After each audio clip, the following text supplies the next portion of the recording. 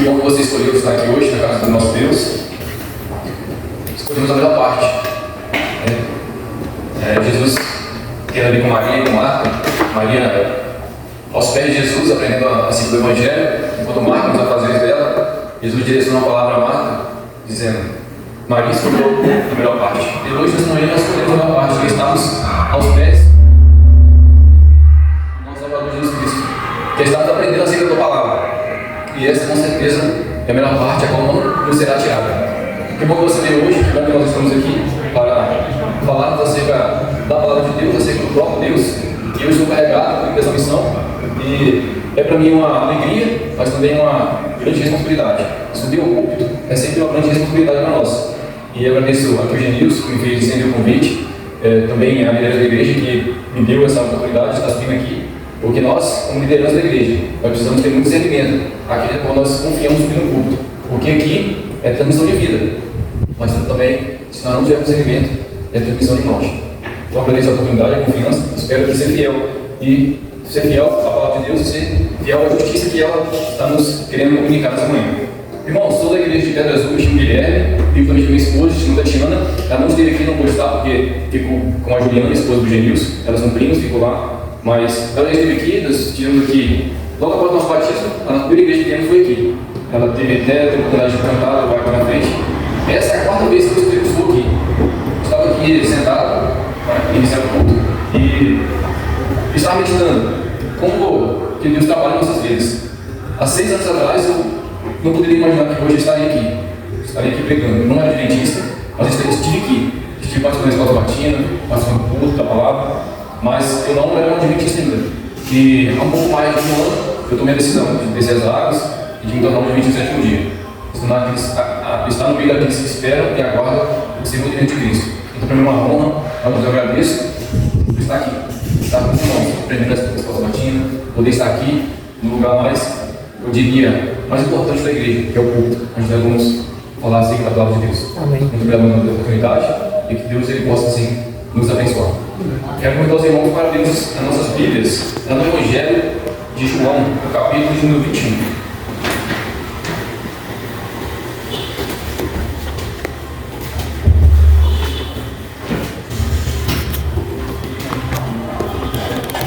Nós vamos ler alguns versículos a partir do primeiro verso.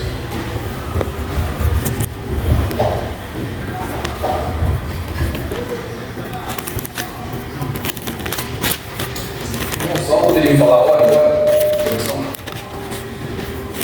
10h57. Com a luz aberta, vamos fazer uma oração com os Deus. Soberano Deus, como é bom, Pai, estar aqui na tua palavra. Porque nós reconhecemos que a tua palavra é a vida, Pai, para nós.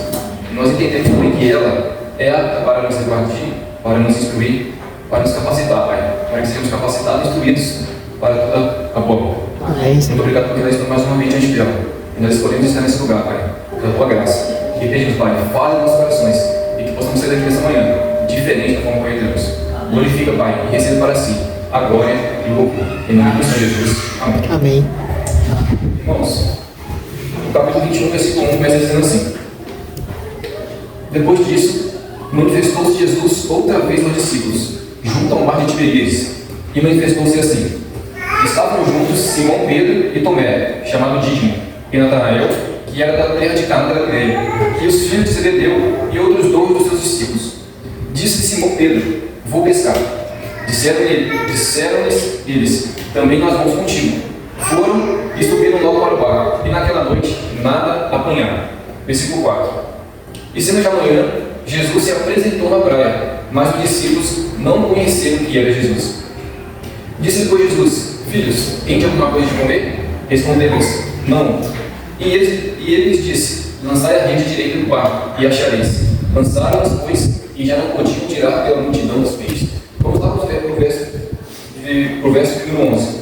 Diz assim: Simão Pedro subiu e puxou a rede para a terra, cheia de 153 grandes peixes, e sendo tantos, não se rompeu a rede. Deixa eu explicar de vocês marcadas, e vamos ter um verso lá em Lucas, no capítulo 5.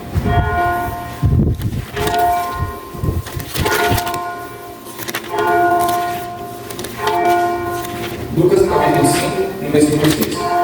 Amém?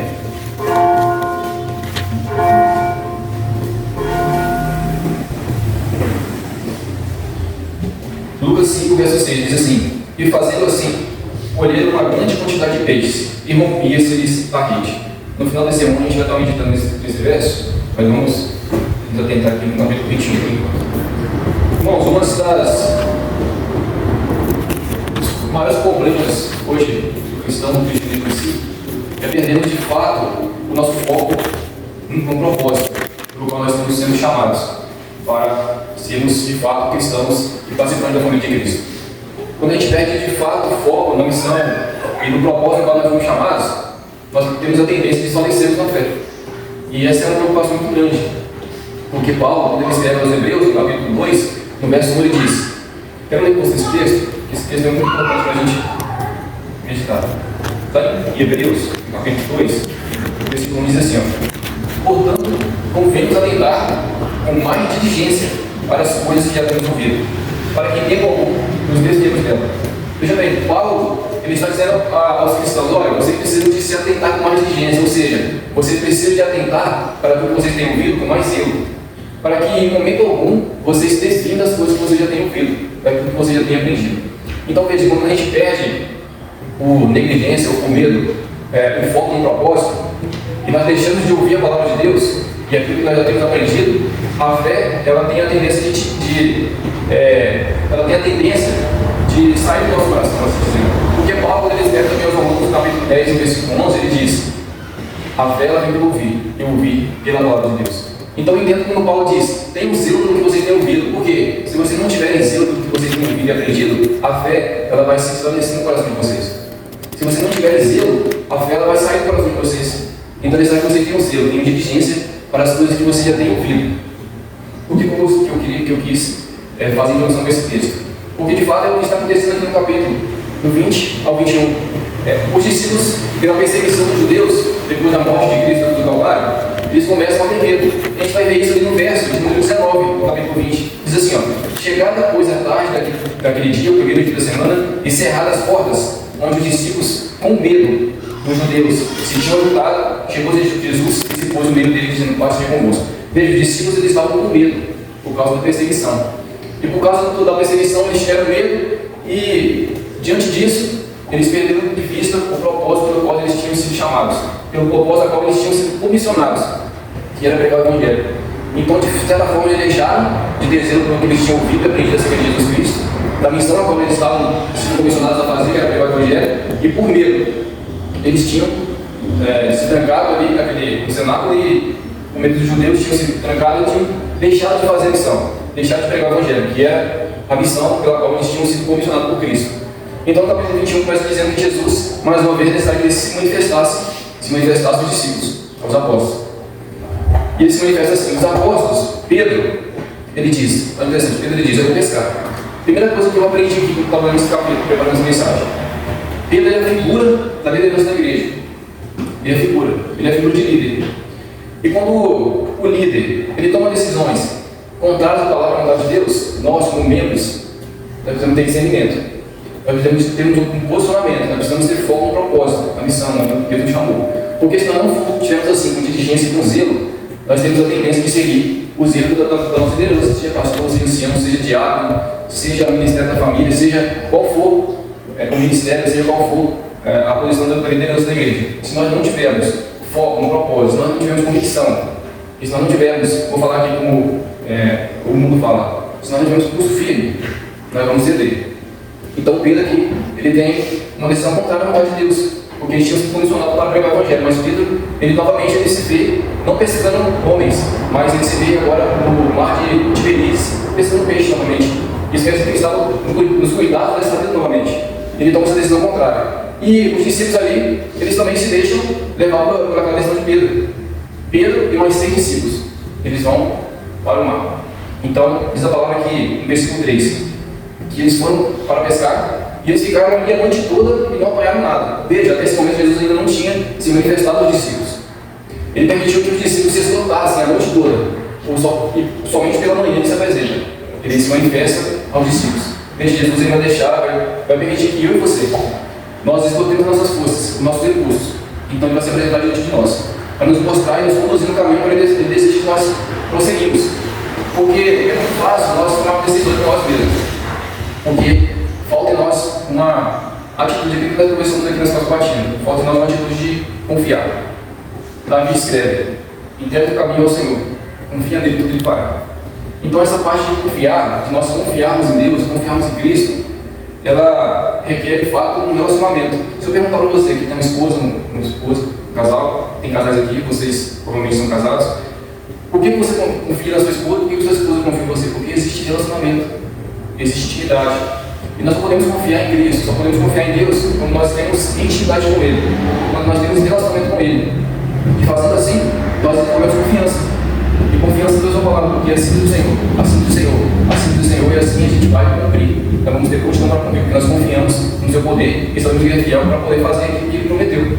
Então ele tinha prometido dar poder para os discípulos. Ele tinha prometido colocar os discípulos, colocar no coração dos discípulos esse poder, que era o poder do Espírito Santo, para que eles pudessem, ao ser controlados para a missão, eles pudessem ir e realizar essa obra, não por eles mesmos, mas pelo poder do Espírito Santo. E isso nós vamos ver que vai acontecer em Atos, dos Apóstolos, capítulo 2. Então, no versículo 4, Jesus disse, a palavra de João, inspirado, disse: e sendo já manhã, Jesus se apresentou na praia, mas os discípulos não conheceram que era Jesus.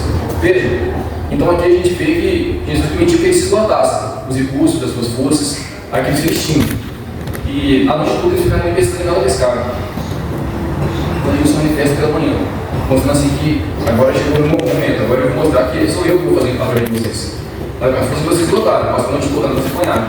Agora sou eu que vou fazer através de vocês. Disse depois Jesus: filhos, tem de alguma coisa de comer? Responderam: não. Bom, isso aqui é muito significativo. Veja, Jesus ele perguntou: tem de alguma coisa de comer?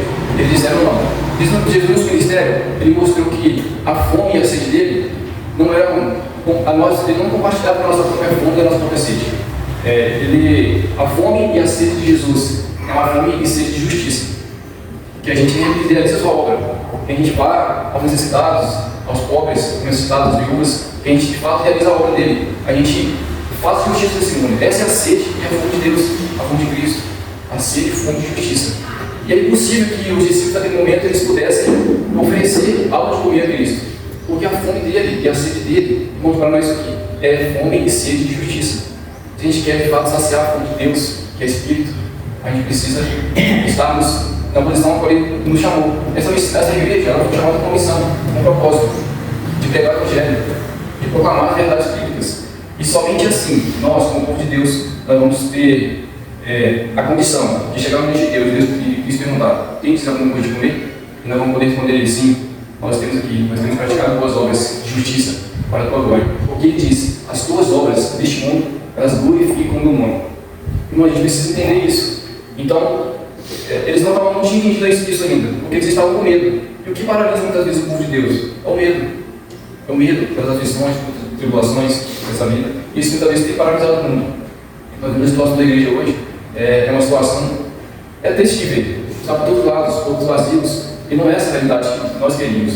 Não é essa a realidade que Deus quer. Mas falta em nós uma posição de fato, colocarmos a mão no arado e trabalharmos. Essa igreja foi levantada e instituída como uma igreja missionária, uma igreja de missões. A gente precisa de trabalhar. Aqui nós temos o irmão Genilson agora com vocês, veio de cada menina. Irmãos, conheço muito o Genilson, é um amigo muito querido, nós nos cumprimentamos, nos relacionamos com o primo. E eu vejo que ele tem uma entrega nessa questão da missão, de trabalhar, de realizar a obra. Então vocês como igreja aqui, como presidente de Genilson, se envolvam, estejam de fato com a mão no arado, trabalhando, porque de fato, eu tenho certeza que se nós fizermos assim, a próxima vez que eu voltar aqui para visitar essa igreja, esse banco não está cheio. Posso ouvir um amém? Amém. Esse banco não está cheio. Quando a gente de fato tem a convicção que precisamos de trabalhar nessa obra, de honrar Deus naquilo que Ele tem nos chamado. Cada um de vocês aqui tem um dom. Quando nós, não sei se todos são batizados, todos são batizados, que a gente diz, quando nós entramos aqui nesse tanque batismal, qual é a frase que nós, a primeira frase que nós recebemos diante de nós?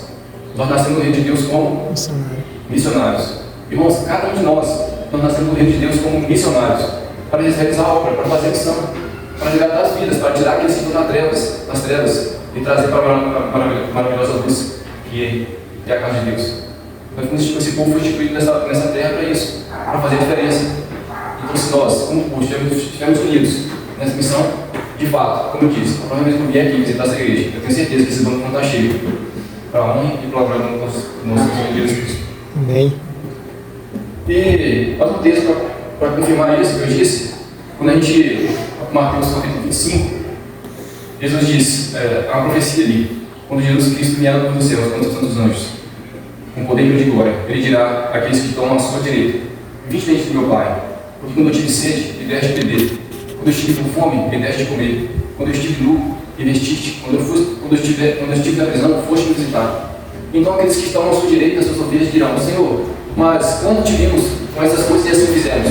Ele disse: quando vocês fizeste a um dos meus pequeninos, a mim fizeste. Então veja novamente Jesus mostrando a sua sede, que nós nos atentemos às necessidades daqueles que estão lá fora, mas principalmente aqueles que estão na fé, e depois aqueles que estão lá fora.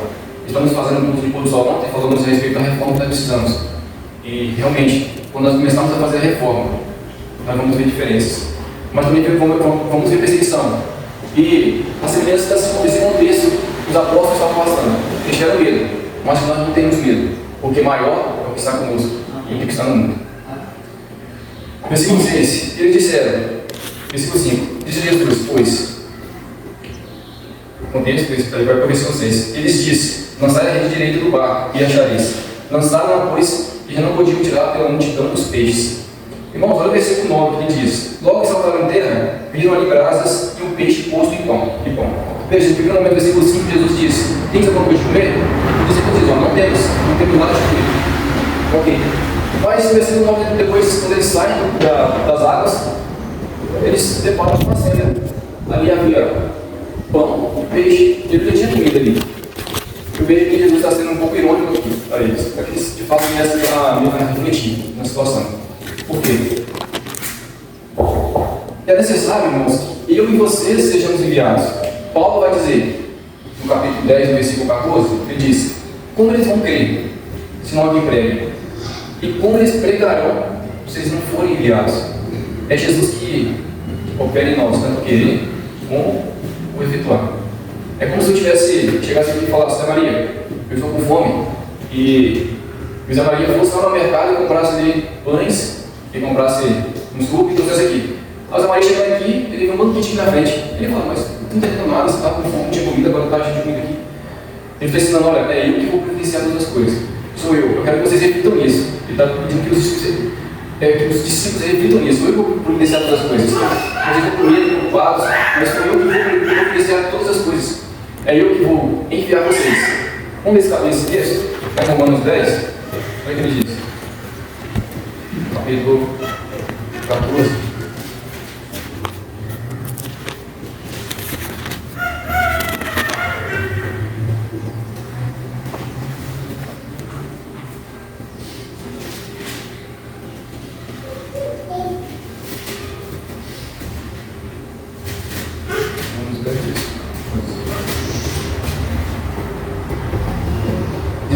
Como, pois, invocarão aquele em quem não creram? E como crerão naquele que não ouviram? E como virão se não o pregam?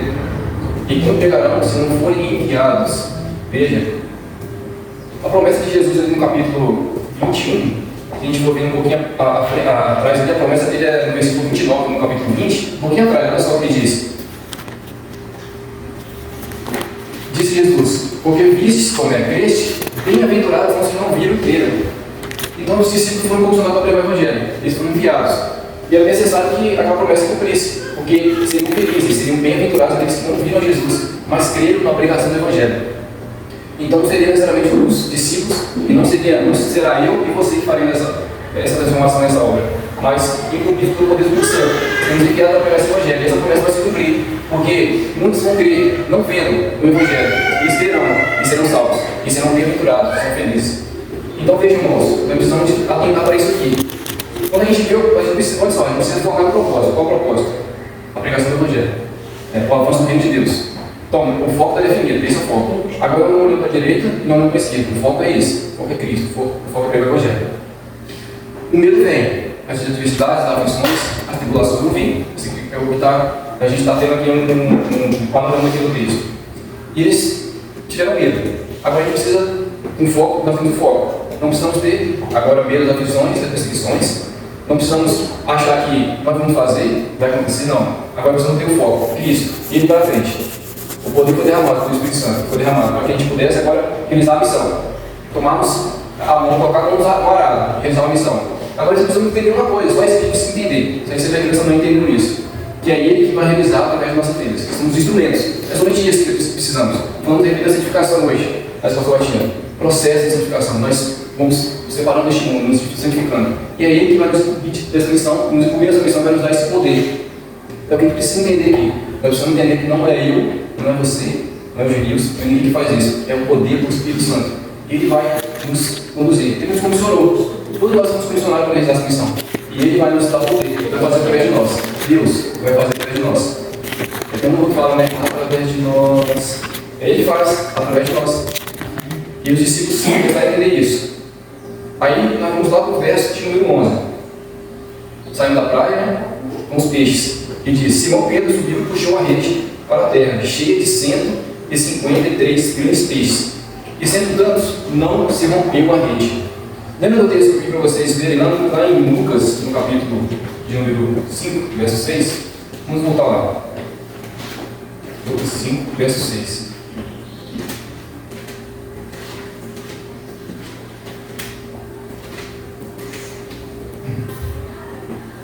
Diz assim: E fazendo assim, colheram uma grande quantidade de peixes e não rompiam-se a rede. Veja, são dois pilares semelhantes. O ministério de Cristo, onde ele está aqui nos seus Espíritos Santos nessa terra, pregando o Evangelho, e ali acontece um milagre, uma festa maravilhosa, onde Jesus ele pede para os discípulos lançarem a rede ao mar e a rede sai com vários peixes. Mas olha que interessante, nós não conseguimos perceber e identificar qual foi a diferença. Conseguiram? Identificar qual foi a diferença aqui? Nas outras vezes não se romperam. Isso. Aqui já rompeu. Não parece a descrição do tamanho dos peixes, né? Lá tinha 150 graus, tinha especificado. Além de não se romper, ainda tinha ainda a quantidade. Nós vamos atentar agora para essa questão. Muito bom, muito feliz. Rompisse as redes. Mas lá depois Jesus ensinou, foi assim, antes das palavras assim, são os céus, se manifestando aos discípulos, eles falavam que a rede não se rompia. Existe uma diferença aqui. A gente for para o contexto aqui de Jesus no Ministério, capítulo 5, coisa interessante. Ele também está no mar de Tiberíades. Ele está a bordo do mar, ele está afastado dos barcos. E ali havia uma grande multidão. E ele está dando um ensinamento espiritual aqui prático nas nossas vidas. A multidão está ali, os judeus. Porque o ministério de Cristo foi contado primeiramente para os judeus. Quando ele está lá com a mulher cananeia, ela começa a ir atrás de Jesus, gritando para que ele tenha misericórdia dela. Ele diz: Olha, eu não vim senão para as ovelhas de Israel. O ministério foi primeiramente voltado para eles, né? Mas claro que vai abranger mais para os gentios depois. Mas ele veio primeiramente para os judeus, para tratar com os judeus. Então ali está uma multidão diante do mar, de Beleza. Jesus um pouco retirado um discípulo que estava pregando. E ele deixa evidente qual que era o interesse deles ali. Eles estavam ali, não pela palavra, pela salvação, pelo entendimento, eles estavam ali pelas peixes, pelos milagres, pelas curas que Jesus estava fazendo. Esse era o interesse, pela comida, ele já estava multiplicando pão e peixes, estava em casa disso. Então Jesus deu um ensinamento espiritual aqui para os discípulos: olha, a situação não diz assim, mas vamos lá, vou ensinar vocês de forma didática. Aí afasta Deus do grande mar, sai da beira do mar, foi para o mar. Aí o que ele pede? Ele usa aqui 3 figuras didáticas. E eu gosto muito disso, da forma de didática que Jesus nos ensina. Ele vai usar aqui peixe, vai usar o mar, ele vai usar a rede. São 3 figuras didáticas. Nós estamos até aprendendo a respeito da didática, né, das alusões, dos símbolos nesse semestre, para a gente poder compreender as profecias. E Jesus está dando um ensinamento espiritual. Ele está comparando ali a situação do povo diante da mensagem do Evangelho que está sendo pregado. Então ele se retira um pouco, vai para o mar e vai ensinar o discípulo: olha, lança a rede. Lança a rede no mar, vocês vão pescar grandes peixes. Então eles lançam. Primeiro a gente precisa identificar qual é o sentido dessas figuras aqui. Qual é o sentido do peixe, o sentido do mar e o sentido da rede? Vocês poderiam talvez tentar aí. Peixe significa pessoas. Rede, pregação do Evangelho. Mar, povos. o mundo em geral. Então ele está dando uma didática que eles poderiam compreender. Aí eles lançam a rede, eles pescam muitos peixes, muitas pessoas. O Evangelho foi lançado, eles com muitas pessoas. É o que estava retratando ali no mar de Feliz. Ele não estava pregando evangelhos, mas muitas pessoas foram pescadas pelo evangelho. Mas olha o que está ensinando aqui. A rede se rompeu. O que é a rede? A rede é o evangelho. O evangelho se rompeu naquele momento. E por que ele se rompeu? Aí nós vamos lá para entender isso lá no capítulo 2 de João, no versículo número 42.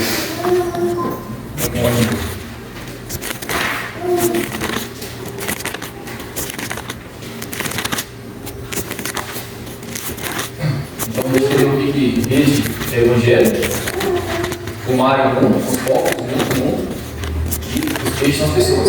Então, os discípulos lançaram ali a rede, o evangelho. Eles estavam na missão espiritual, eles lançaram a rede, o evangelho. Muitas pessoas, elas estão vindo, mas, infelizmente, a rede vai se romper. Mas agora, por que o evangelho se rompeu? Se a rede é a figura do evangelho, não instrumento espiritual, por que a rede se rompeu? Aí eu entendi lendo esse versículo 42 de João 12, diz assim: apesar de tudo, até muitos dos principais creram nele, dos judeus, mas não confessavam por causa dos fariseus, para não serem expulsos da sinagoga. Aí eu entendi por que a rede se rompeu. Porque uma vez que o evangelho é pregado, ele gera fé. Porém, se nós não confessarmos esse evangelho, através da nossa posição, esse evangelho se rompe. E nós, como os peixes que fomos pescados, como pessoas que foram pescadas, através do evangelho, se nós não confessarmos com nossos lábios o evangelho, esse evangelho vai se romper nas nossas vidas. E isso é o que aconteceu com aquele povo. Mas agora, nesse segundo episódio, em João capítulo 21, o evangelho não se rompeu. Interessante que não se rompeu. Porque agora foi pregado aos gentios. E os gentios aceitaram esse evangelho. E por que não se rompeu? Aí a gente vai lá para Romanos 10, que diz: com a tua boca você crê, com o teu coração você crê para a salvação. Mas com a tua boca você confessa. Não, com o teu coração você crê para a justiça. Mas com a tua boca você confessa para a salvação.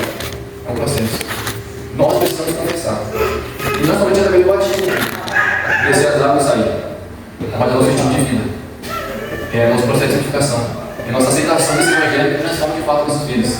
E uma vez transformados, a gente vai estar pronto e apto para a missão. Eles foram comissionados, mas o medo, de certa forma, deixa eles paralisados. Que nós não temos medo. E convictos que nós vamos comissionados para essa missão. A gente possa, como eu disse aqui, eu repito, colocar no arado e não olhar para trás. Irmãos, se nós olharmos para trás, a palavra nos dá uma sentença. Não somos dignos do reino de Deus. Aquele que coloca a mão no arado e olha para trás, não é digno do reino de Deus. Eles entenderam isso. E Jesus ele vai finalizar dizendo, no capítulo 21, no versículo de número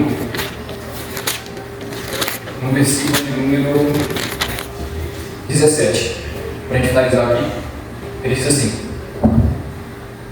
disse-lhe Jesus, terceira vez: Simão, filho de Jonas, ama-me? Simão entendeu-se lhe ter dito terceira vez: ama-me.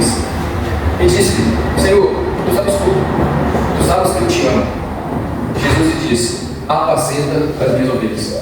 Irmãos, dizer da boca para fora que amamos a Cristo, muito fácil proferir essas palavras: eu te amo.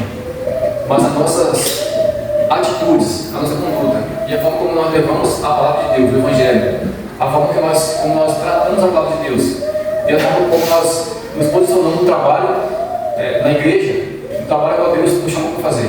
Isso de fato vai revelar se nós verdadeiramente amamos a Cristo ou se somos só professos cristãos. Isso é muito sério. Nós estamos aqui hoje, no dia de hoje, Davi diz: se hoje você está ouvindo a voz de Deus, ou se hoje nós ouvimos a voz de Deus, não endureçamos o nosso coração. Vamos trabalhar, vamos obedecer aquilo que Deus está nos pedindo. E Ele pede uma coisa que muitas vezes a gente pode dizer, é difícil, mas Ele pede uma só coisa: filho meu, dá-me hoje o teu coração. Porque se nós temos o nosso coração a Deus, se temos o nosso coração a Cristo, nós vamos dar tudo o que nós temos, porque tudo que nós temos é o nosso coração.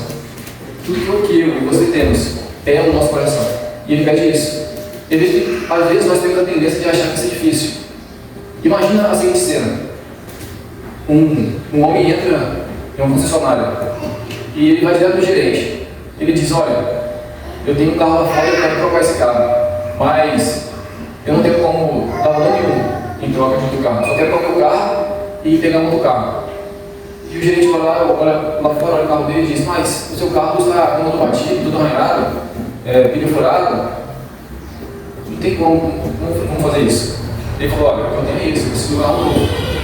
Na nossa mente finita, a gente, é um absurdo se o gerente pegar e dar o carro novo para aquele homem, em troca do carro dele, da situação do carro dele tá. Mas isso acontece, o gerente vai lá dentro, pega um carro do ano novo e dá para ele, para aquele homem. A gente lendo assim, humanamente dizendo, é injusto, né? Você concorda? É injusto isso? Não tem cabimento, isso é impensável. Mas irmãos, olha só o que nós vamos dizer, isso é injusto. Mas não é isso que acontece conosco, no nosso tratamento com Cristo. Mesmo que ele faz conosco, ele não pega o nosso coração todo quebrado, nas semelhanças daquele carro batido, com o motor batido, o coração corrompido pelo pecado, o coração totalmente deteriorado pelo pecado. E não é isso que ele faz conosco? Não é um coração corrompido pelo pecado? Acabamos de dizer que nossos lábios agora, que é injusto isso. E de fato é injusto, mas ele imputou sobre nós a sua justiça. E nos redimiu de todos os nossos pecados. E agora nos habilitou e nos comissionou para essa missão. Amém. E ele mostra a sua infinita misericórdia e graça. Nos abençoar. E nós somente tomamos a posição que nos é oferecida, que é de obedecer a Deus e de confiar nele. Que cada um de nós possamos tomar essa decisão hoje e buscar um relacionamento com Deus profundo, para que nós possamos, diante desse relacionamento, confiarmos nele e sabermos que tudo ele fará pela nossa vida.